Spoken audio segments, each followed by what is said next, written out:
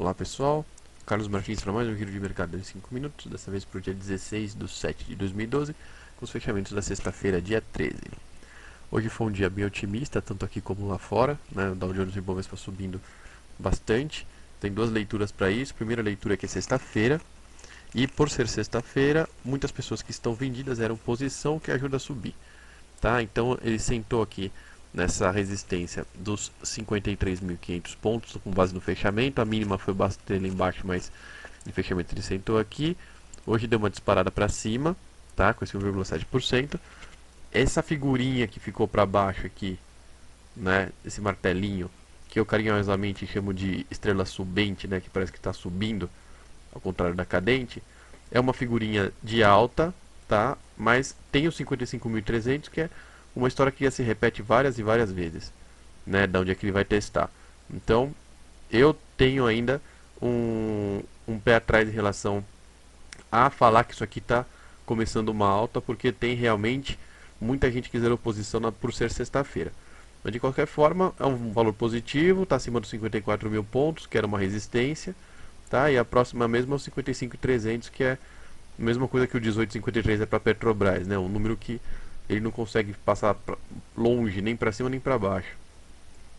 A OGX fez mais um dia com a mãozinha no corrimão dela, que é essa linha do Fibonacci, tá? Subiu aí 3,5%, que não parece, né? Por causa do formato dos candles, ela está num valor meio mais baixo do que o resto do gráfico, por isso que dá a impressão que está oscilando pouco, na verdade está oscilando bastante, né? Ela teve um volume bom de negociação aí, tá bom para fazer day trade, mas alguma sinalização para ela mais longa ainda está difícil. 6,86, que a resistência dela ainda está longe para cima, assim como o 4,70 está longe para baixo, né? Ela cruzando ou se distanciando para baixo dessa linha aqui do Fibonacci, a gente começa a ter alguns novos horizontes para ela. Enquanto ela ficar bordeando aqui a linha, vai ser mais difícil de ter uma sinalização.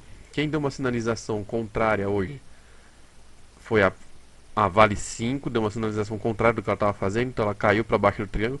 Ela subiu para cima do triângulo, aí fez um bebezinho abandonado aqui, caiu para baixo do triângulo, fez outro bebezinho abandonado aqui, dessa vez bem mais nítido, até marcou aqui no estudo dos candlestick 3 em 1, e foi segurar lá na bordinha do triângulo.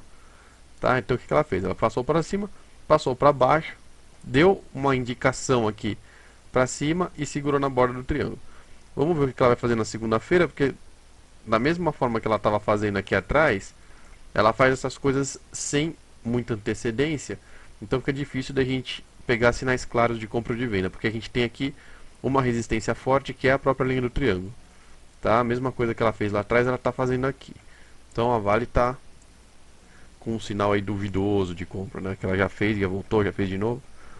Quem surpreendeu foi a Petrobras, que pulou aí para cima. Então ela saiu dos 18,53, já pulou aquele Fibonacci e foi lá para cima no 19,56, né, subindo mais de 5%. Ótimo sinal, ela já rompeu 19,83 para cima. Mas a gente tem esse ponto aqui, essa máxima do 19,79, que tem que ser rompida, certo? Embora ela tenha pulado lá para cima, ela fez um candle com pouca diferença entre máxima e mínima, né? Ela subiu tudo antes da abertura, tá? Ela já abriu com esse gap alto para cima aqui, né? Abriu 19,55, agora está 19,56.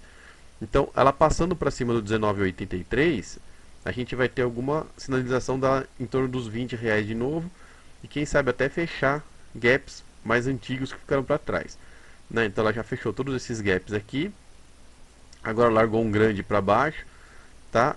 Mas tem outros valores lá para cima, acima do 20,50.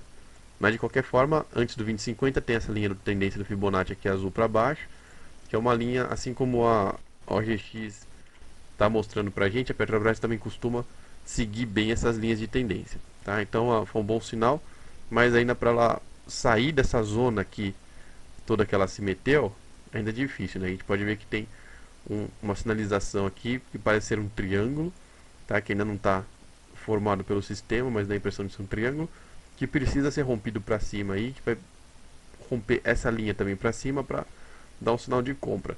Dando um sinal de compra, acredito eu que a gente tem aí 2,43 a partir do meio, acredito eu que a gente tem uma projeção para vir mais ou menos nessa linha pontilhada do Fibonacci.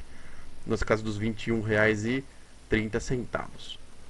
E para finalizar, vamos falar do Dow Jones, que por ser um dia otimista também lá fora, subiu bastante. Esse 1,6% é muita coisa, né? É muito mais significativo do que o 1,7% que a gente teve aqui na Bovespa, porque o volume lá é muito maior, ele costuma subir e descer menos em percentual do que o Ibovespa. Então foi muito forte esse valor. Ele voltou a cruzar aqui a intersecção das duas linhas de tendência do triângulo. Ele fez um movimento muito parecido com o da Vale, né? Saiu para cima, saiu para baixo e voltou. Então, o que eu traduzo isso aqui também como uma grande indefinição do mercado, né? Tem muita gente desesperada para comprar, muita gente desesperada para vender. Ninguém consegue se definir sobre o que está sendo legal de acontecer, que vai ser o melhor sinal, comprar ou vender.